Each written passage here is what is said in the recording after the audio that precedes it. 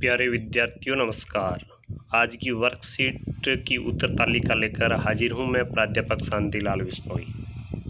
तो आज की उत्तर तालिका है कक्षा 12 हिंदी अनिवार्य और टॉपिक है वो है अध्याय है गजानन माधव मुक्तिबोध। टॉपिक है प्रश्नोत्तर।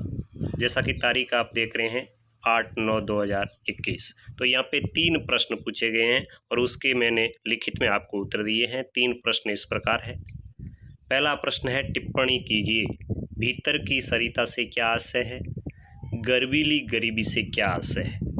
दूसरा प्रश्न है बहलाती सहलाती आत्मीयता बर्दाश्त नहीं होती, कविता के शीर्षक सहर्ष स्वीकारा से क्या अंतर विरोध आप पाते हैं। एक तरफ कवि कहता है सहर्ष स्वीकारा है, सहर्ष स्वीकार है, और दूसरी तरफ वो कहते हैं बहलाती सहलाती आत्मीयता बर्दाश्त नहीं होती, उसमें किस प्रकार का विरोध है। और तीसरा प्रश्न है अतिशय मोह भी त्रास का कारक है, अपने अनुभव के आधार पर लिखें। जब किसी व्यक्ति और वस्तु से अपने को अत्यधिक मोह होता है वो भी एक अपने को कभी न कभी कष्ट देता है, कैसे।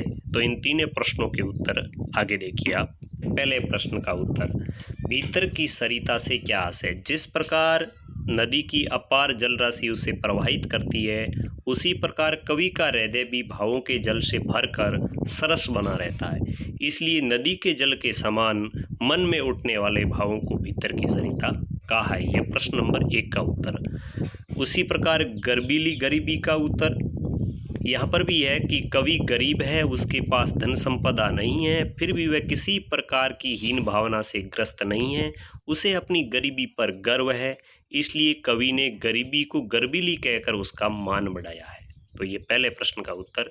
इसी प्रकार प्रश्न नंबर 2, तो ये देखिए प्रश्न नंबर 2।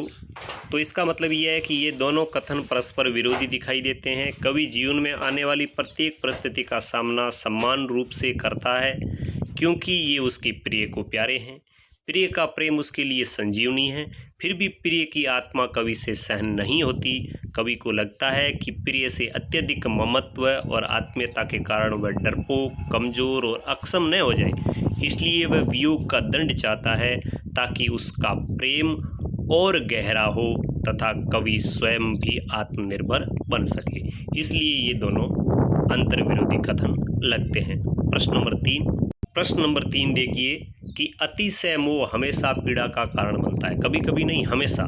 जब इंसान किसी वस्तु या व्यक्ति से बहुत अधिक मोह रखने लगता है तब उसे छोड़ते वक्त उसे बहुत अधिक पीड़ा का अनुभव होता है।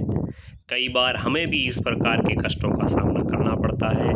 तो अपने अनुभव के आधार पर हम कह सकते हैं कि जब हम माँ का दूध पीते हैं और वह दूध पीते पीते जब अपन थोड़े बड़े हो जाते हैं और अपने को छोड़ना पड़ता है तब हमें अत्यधिक मोह के कारण पीड़ा का एहसास होता है। पॉइंट नंबर 2 देखें कि जब अपन पढ़ाई करने के लिए घर से दूर जाते हैं तो घर से जो मोह है वो घर छोड़ते समय अपने को पीड़ा देता है। पॉइंट नंबर 3, जब अपन व्यापार के सिलसिले में बाहर जाते हैं तब भी घर छोड़ना अत्यधिक मोह है अपने को घर से, और जब घर छोड़ते हैं तो अपने को पीड़ा का एहसास होता है। अतः हम कह सकते हैं कि अत्यधिक मोह हमेशा पीड़ा का कारण बनता है। तो फिर विद्यार्थियों ये थी आज की वर्कशीट और उसकी उत्तर तालिका। उम्मीद करता हूँ ये उत्तर तालिका आपको पसंद आई होगी। वीडियो को अधिक से अधिक लाइक करें, शेयर करें, और चैनल पर पहली बार आए हैं तो सब्सक्राइब करना बिल्कुल नहीं भूलें। मिलेंगे आगे के और किसी अध्याय के साथ, तब तक आइए रहिए। नमस्कार, जय हिंद, जय भारत।